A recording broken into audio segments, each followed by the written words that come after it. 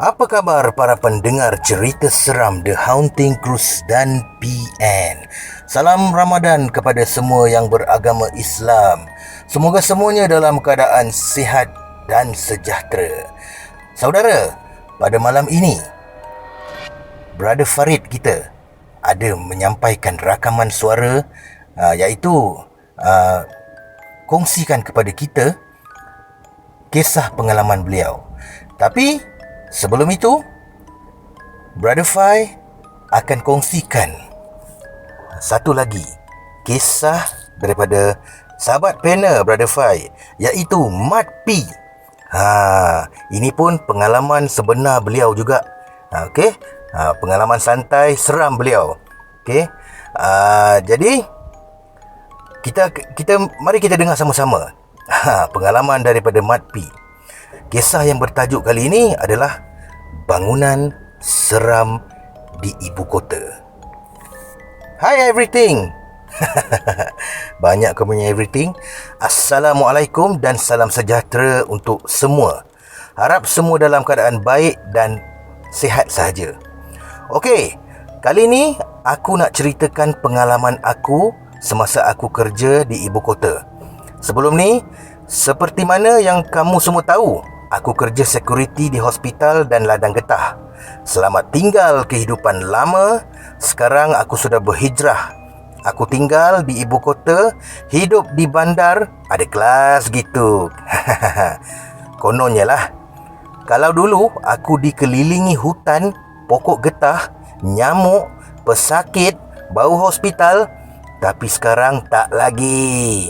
Sekarang aku di tengah-tengah hutan batu yang penuh kesibukan. Bangun di awal pagi, berjalan ke stesen KTM, berebut-rebut naik tren. Berhimpit-himpit dalam tren. Dunia penuh kesesakan. Kata Mat P. Nak pergi naik kereta? Gila kau. Dengan makan jam tak berroti lagi. Dengan parking RM15 katanya. Baik aku buat beli rokok. Alamak. Aku diterima kerja di sebuah syarikat yang mana aku bekerja dalam bidang telemarketing. Syarikat yang besar, international, lalu menugaskan aku untuk bekerja pada sebelah malam untuk cover pasaran luar. Kalau waktu bekerja biasa, di siang hari memang ramailah stafnya. Beribu-riban, kata si Mat P ni. Tapi malangnya buat aku, sebab pada malam hari hanya beberapa staf saja yang kerja, tak lebih 10 orang. Lupa nak cakap, bangunan tempat aku kerja ni 33 tingkat, Pak Hang. Dan start dari tingkat 9 sampailah tingkat 33, majikan aku yang sewa. Jadi senang kata, bila malam memang kerja sorang-sorang je lah aku kat tingkat aku tu. Security office di tingkat 11, maintenance di tingkat 10, dan aku di tingkat 27. Bangunan ni boleh dikatakan bangunan baru lah. Rasanya masa aku mula kerja tu, bangunan tu baru je buka setahun. Pada mata kasar, bangunan tu okey je, tak adalah nampak seram. Cantik mata memandang. Adalah beberapa pengalaman seram aku kat situ. Pertama kali aku kena kacau masa tu aku kat production room. Tengah asyik buat kerja sampai selesai, aku rest lah sekejap. Lalu aku terlelap. Lepas tu, masa aku terbangun, production room tu luas tau. Lebih kurang separuh padang bola sepak kot. Aku terpandang akan sesuatu di hujung production room. Aku tak nampak jelas sebab agak jauh, dan untuk pengetahuan, part tu gelap sebab pakai lampu automatik. Kalau tak ada orang, automatik lampu padam. Aku nampak seseorang, iaitu seorang lelaki berpakaian formal, sedang menari-nari di situ. Menari tarian apa entah, yang pusing-pusing tangan lemah gemalai tu. Lebih kurang macam tarian Jawa lah. Mula-mula terkejut aku. Meremang sampai ke kepala, naik kebas kepala aku. Namun aku tengok aja, macam aku leka, layan aja. Bila aku sedar, benda tu dah tak ada, hilang dari pandangan. Aku tercari-cari untuk memastikan siapakah gerangan orang itu. Aku tak kenal. Bukan dari departmen aku, dan orang luar tak boleh senang-senang nak masuk sebab kena scan badge kalau nak masuk. Kalau badge hilang, automatik kena email report dan badge tu akan dinyah aktif. Aku menarik nafas dan bertenang. Cuba memujuk diri supaya kuat. Lagipun ini bukan kali pertama aku mengalami keadaan seperti itu. Akhirnya aku tenang dan sambung macam biasa. Memang lepas kejadian tu aku buat senyap je, tak cerita kat siapa-siapa pun. Sebab rule company tak boleh sebarkan cerita-cerita yang bukan-bukan. Kalau tak, kena diambil tindakan. Aku bekerja seperti biasa, buat macam tak ada apa-apa berlaku. Tibalah kali kedua aku diganggu lagi. Kena kacau dengan hantu pintu kaca pula dah. Tengah aku duk buat kerja tu, aku terdengar bunyi. Alamak, bunyi macam mana ya? Aku tak reti nak type. Katanya lah, tup, tup, tup, tup, tup. Lama jugalah bunyi tu. Aku dah kata bunyi tu, apalah bunyi tu, sampai dekat setengah jam dia berbunyi. Aku mula mengesan bunyi tu. Sampailah aku di depan betul-betul pintu kaca tu.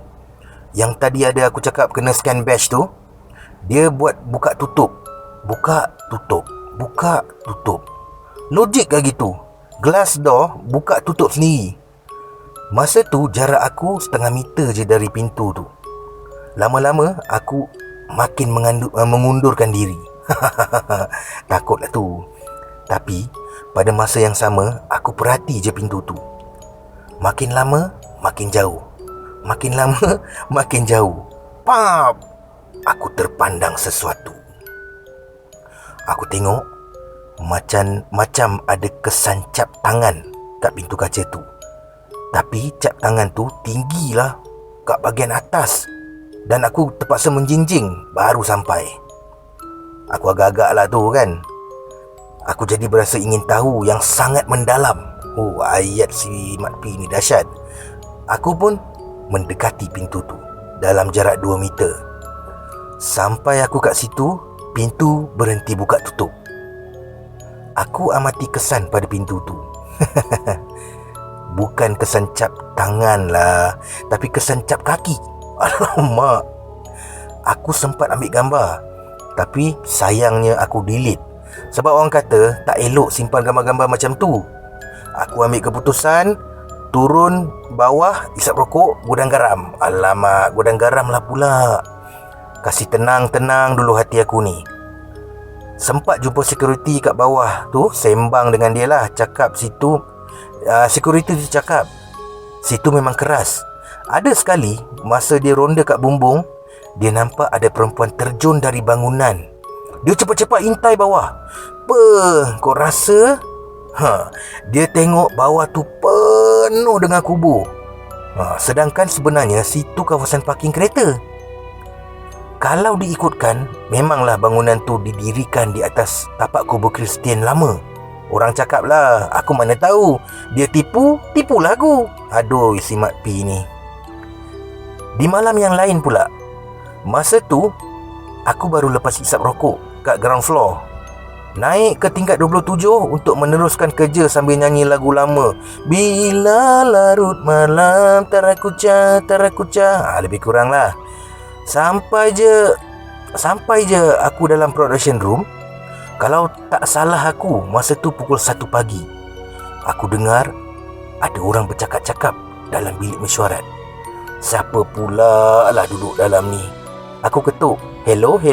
Siapa tu kat dalam? Saya kat luar. Boleh dia buat tak hiraukan aku duduk hello tu. Namun aku tak dapat dengar dengan jelas butir kata-kata yang bercakap tu. Aku cuba buka pintu, tapi tak dapat. Berkunci. Aku syak. Staf siang terkunci kat dalam. Aku panggil lah security. Datanglah security bersama anak kunci.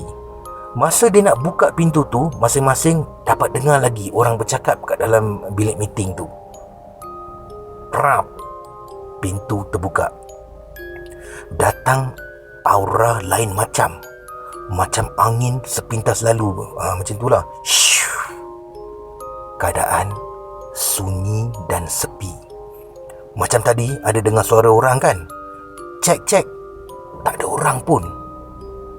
Damn, kasar kau bergurau. Penat-penat aku pergi panggil security. Betul-betul tak ada hati perut lah hantu ni. Okey, setakat ni je lah dulu cerita aku. Bagi aku, 3 kejadian tu paling teruk lah. Ada je kejadian lain macam bunyi pintu dihempas, bunyi tingkap dihempas, lalu alarm berbunyi. Nak ikutkan, siapa nak hempas tingkap di tingkat 27 tu? Satu lagi, aku terpandang tangan melambai dalam bilik loker, sedangkan memang tak ada orang. Baiklah, di sini sampai di sini saja aku mengambil kesempatan untuk mengucapkan selamat menyambut Ramadan dan selamat berpuasa pada yang Muslim. Semoga ibadah puasa kita tahun ni lebih baik, lebih sempurna dari yang sebelumnya. Assalamualaikum. Ya saudara, itulah dia kisah pengalaman dari Mat P. Brother Fai memang suka baca hasil penulisan daripada Mat P ni.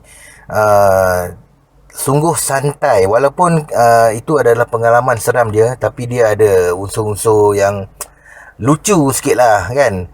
Jadi walaupun ada kalanya ayat Mat P ni Brother Fai tak dapat nak olahkan di dalam channel ni, tapi insyaAllah Mat P, apa-apa pun tahniah di atas hasil nukilan kamu ya. Baiklah saudara, kini tibalah masanya untuk Brother Farid kita daripada MKAM, iaitu mencari kebenaran alam mistik paranormal labis, untuk kongsikan kisah pengalaman beliau. Dipersilakan saudara Farid Paranormal Labis. Assalamualaikum, selamat malam. Saya dah ucapkan ribuan terima kasih kepada channel The Hunting Cruise dan PN. Dan saya tak lupa kepada sahabat saya iaitu Brother Fai.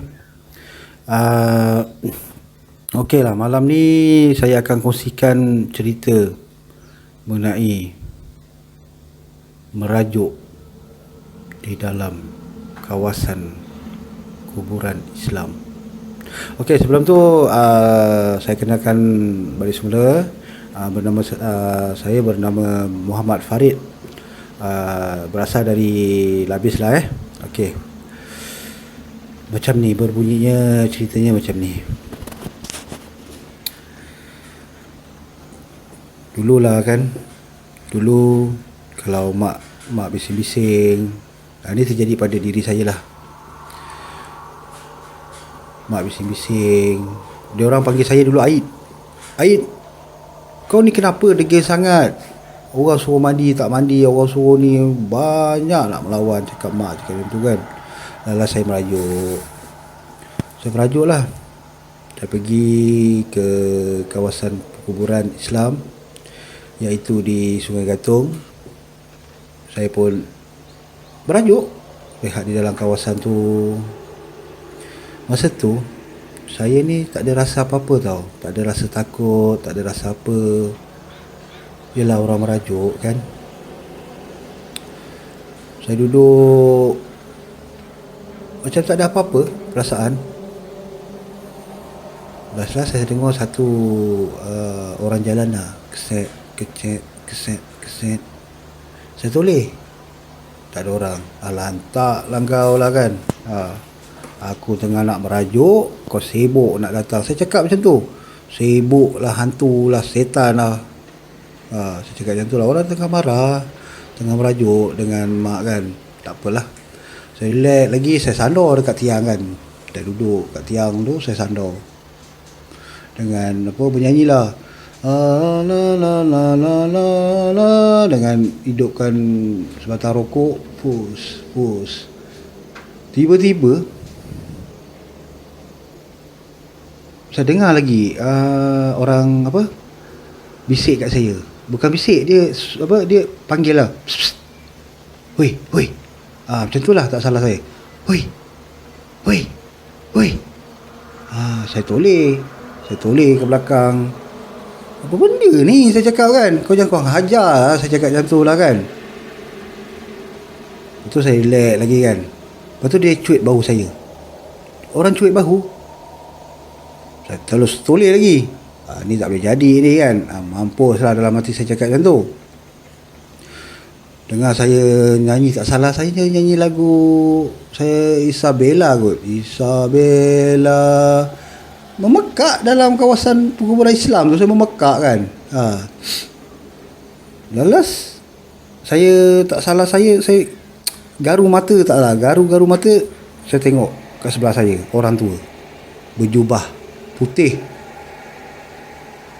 Saya mesti perasan saya ingat orang kan. Perasaan takut pun tak ada. Mengajuk orang cakap. Dia diam je kan dalam hati. Bila masa pula orang tua ni ada kat sebelah aku ni kan, kemungkinan lah, saya fikir lah, kemungkinan mungkin dia jalan tadi kot, yang bunyi kesek-kesek mungkin dia kot. Saya berbual lah dengan pakcik ni kan. Assalamualaikum pakcik. Dia pun jawab, Waalaikumsalam. Macam tu lah suara dia. Waalaikumsalam. Pakcik dari mana ni? Saya toleh belakang, toleh depan. Tadi dengar orang berjalan, orang cuit saya.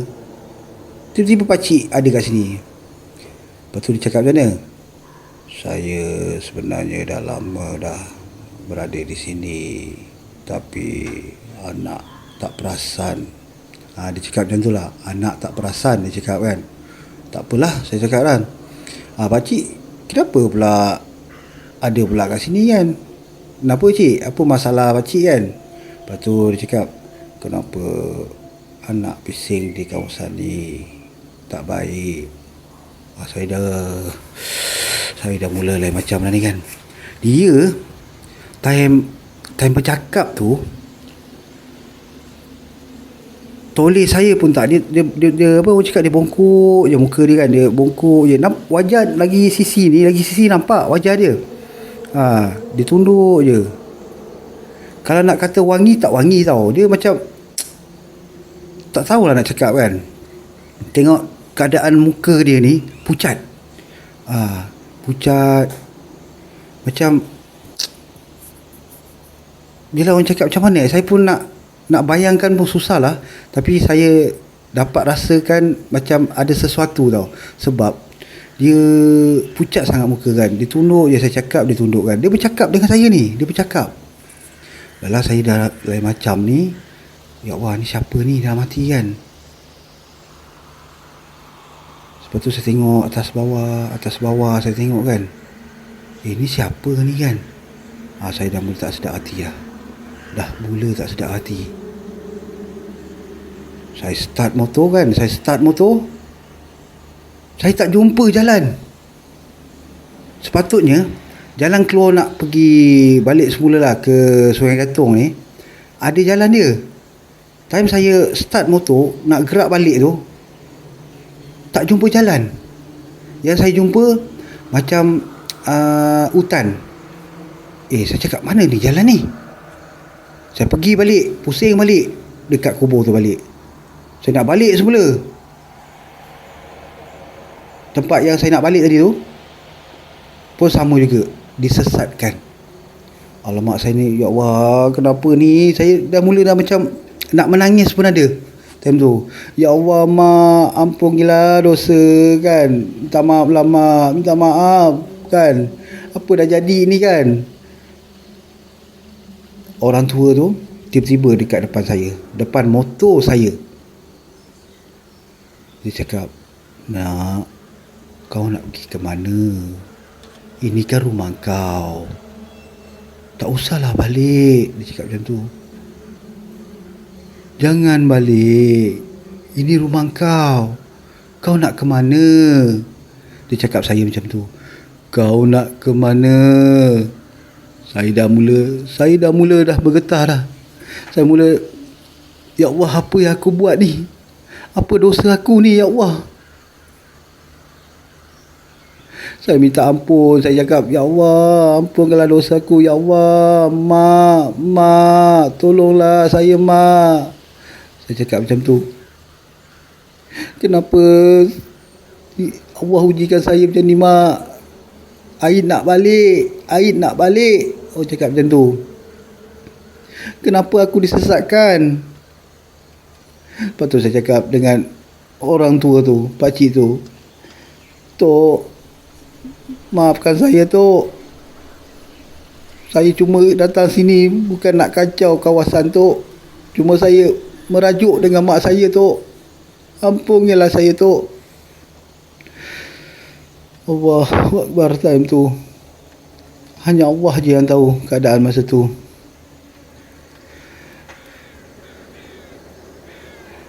Saya kejam mata, atuk tu terus hilang. Saya tengok kawasan pun masih, orang cakap masih lagi macam tu juga. Ya Allah, saya menjerit tau. Saya menjerit dalam hutan tu. Tolong, saya cakap macam tu. Kenapa aku jadi macam ni, ya Allah, tolong.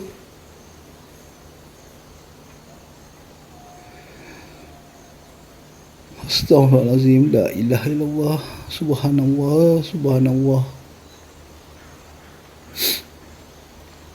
Allahu Akbar. Time tu tak ada siapa yang dengar apa yang saya menjerit, saya minta tolong. Tak ada siapa-siapa yang mendengar. Lepas tu startlah bunyi orang mengilai. Orang mengilai, orang menangis.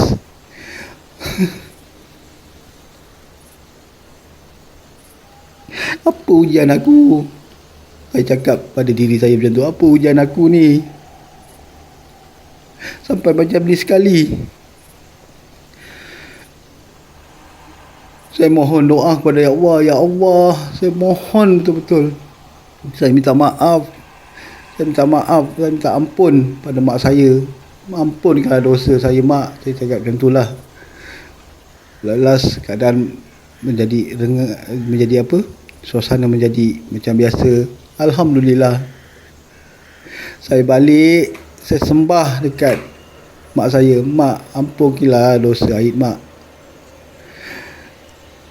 Saya cakap saya tak bermaksud nak kecilkan hati mak. Tak bermaksud.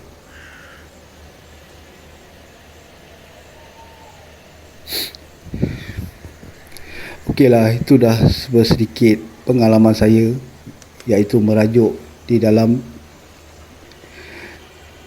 kawasan perkuburan Islam di Sungai Gatong Labis. Dan saya nak ucap selamat malam kepada sahabat semua, dan saya nak ucap terima kasih banyak-banyak kepada Brother Fai, dan Assalamualaikum. Waalaikumsalam warahmatullahi wabarakatuh. Terima kasih Brother Farid kita daripada MKAM Paranormal Labis. Kisah pada malam ini lebih kepada berbentuk seram dan ada sedikit emosi, ya. Baiklah saudara, kita berjumpa pada malam esok dalam kisah-kisah yang lain. Bye bye.